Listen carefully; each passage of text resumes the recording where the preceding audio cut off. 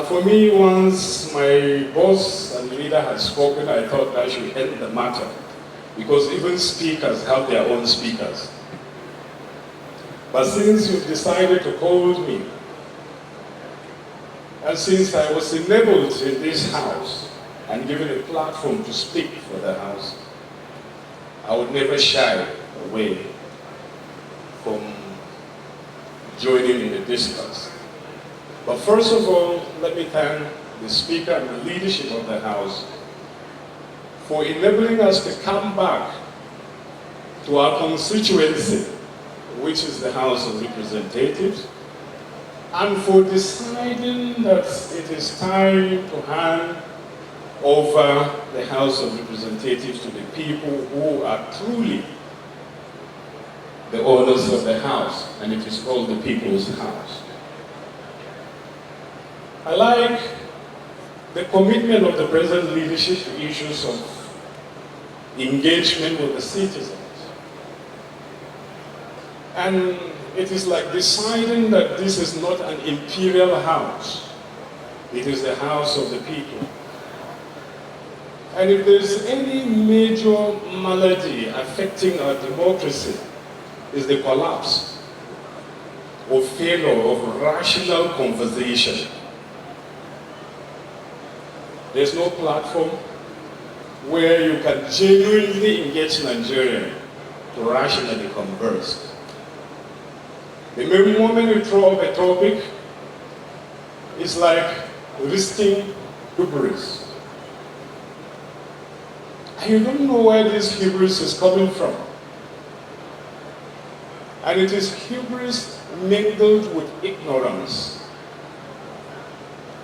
And where you have the merger of the two, it's like marrying Godzilla to Frankenstein. No conversation anywhere outside of decent settings like this makes sense anymore. It's either we're resorting to a fault line, so this is a Hausa man talking, this is an Igbo man talking. Attacks begin to come from all angles.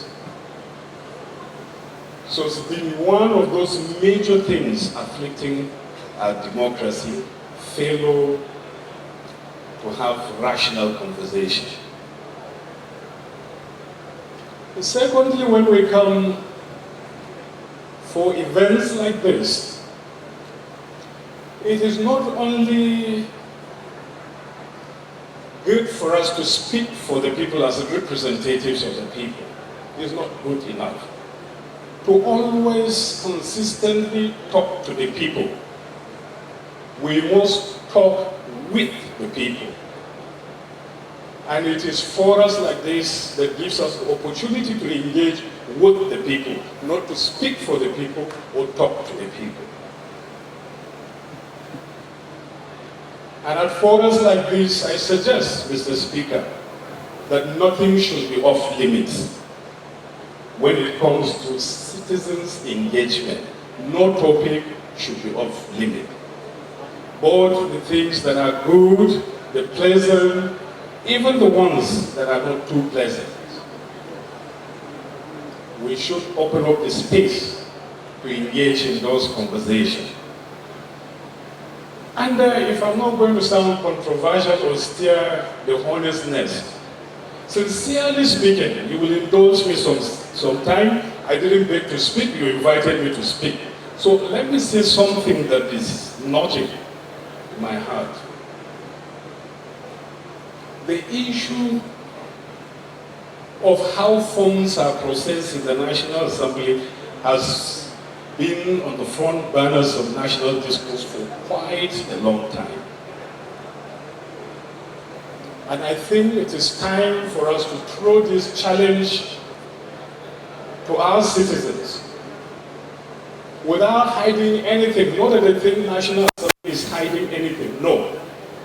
You see, the reason why they keep harping or hitting at this soft spot, it is because those doing these know very well that institutions such as this institution of the National Assembly will be ineffective if they are subjected to public scorn So therefore they call us by names that we have not given ourselves. Oh, these thieves, these humongous allowances that they take home, and so on and so forth. You see, I was a function of the National Assembly. Maybe one or two of us here can testify in one of our neighboring states here. Your Excellency, I will say something, but don't say I'm challenging the governors. The governor of Kaduna is seated here. So we were closing a management retreat. And then our host, who was the governor of the state, got up and to our faces was saying to us that we are thieves. And as a matter of fact, he was chastising the management for to cover up for us and then trying to protect us. So as that fora, as I would always do, I calmly listened to him. Thankfully, as speaker then, I had the last word.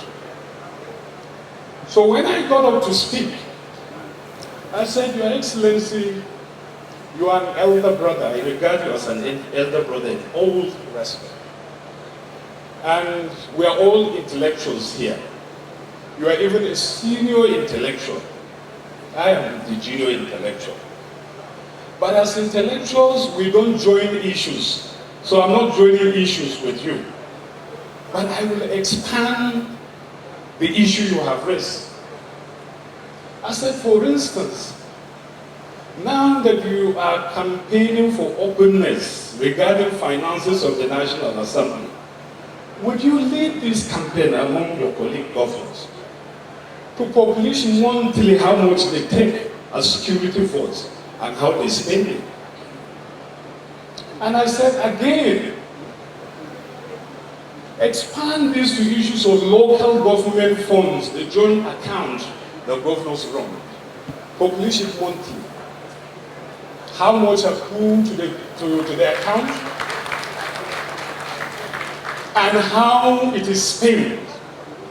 And I tell you, I have taken the challenge before you. I will return to National Assembly. You are saying that our budgets are opaque. I will ensure that the National Assembly budget is released. And for the very first time, I got back to Abuja, called the clerk to the National Assembly. I said, release the breakdown of the National Assembly budget. It was then people beginning to see our bodies growing from the budget of the National Assembly. Okay, this is for Senate, this is for House, this is for management, this is for National Assembly Service Commission, this is for Public Complaints Commission, this is for this, for this, for this. And they had forgotten that we have mammoths of it that grow from this money that accrues to National Assembly. So what he did, since he's a very clever person, what he did was to publish his own salary. And I told the clerk, I said, okay, go and publish what the speaker earns as well. I don't know whether they have increased it, Mr. Speaker, but when I was there, my salary was not up to 400,000 naira a month. So a young man in my constituency said, what is this thing about number 4 in Nigeria? You mean this is your salary? I can even hire you to work for me.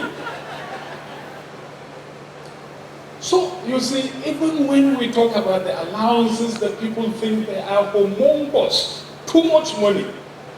Mr. Speaker, forgive me, the House will forgive me. Let me say this, and I'm saying it because it is the truth.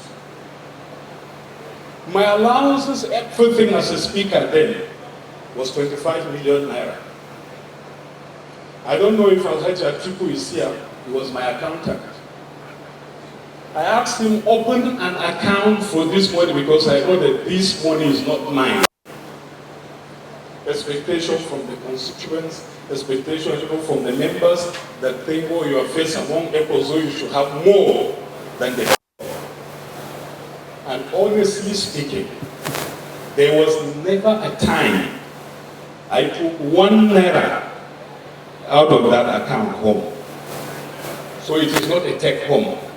You can never take it home, no matter how stingy you are. As a matter of fact, there was never a time that money lasted 3 days. Never. I'm saying this also that even honorable members who are here should let the deputy speaker and the speaker breathe. I'm saying it from the bottom of my heart. And people is here, he can swear to anything and say whether that money even lasted up to 3 days. One day he came to me to say that, Speaker, you cannot continue like this. In accounting, we call this balance sheet insolvency. We are insolvent. I said, what is the cure to insolvency? He said, money. I said, okay, if we don't have, once I give you approval, borrow. When the money comes next time, make sure that you fill whatever hole you have dug into. So whatever a member is, citizens must know this. No matter how stingy that member is, because of expectations from our citizens, it is very difficult for that money to last for a month in the hands of that member. I'm sorry I'm taking your time. There was even a time I called one of my constituents that was complaining bitterly. I said, okay, this is the money I have. This is the file. One of my aides had the file of requests from constituents. I said, okay, go and allocate the money. He sat down and said, wow, we didn't know that this thing is like this. And these monies are nothing. 50,000, 150, 250,000, maybe is the maximum a member is given out. But because there are so many out there in bare need, there are flurry of these requests that consumes everything. So please, I want to say this. We all know that democracy is expensive. There's no country that is not complaining about the cost of running a democracy. None. So we have come to a point where if we think that this democracy is too expensive, maybe it may be necessary for us to call on our ingenious political scientists to sit down and craft an alternative for us that is cheap. Of course, the Chinese know this one better. They say that cheap things no good, good things no cheap. The Igbo people have helped us to domesticate this. They say that better soup, now money killer. So, but if there's anything, any system of government that they know will be cheaper than this, please, they should bring it so that we can look into it. But please, honorable colleagues, we should never allow anyone to bully us, to surrender this hard-won democracy. Never. Thank you, and God bless you.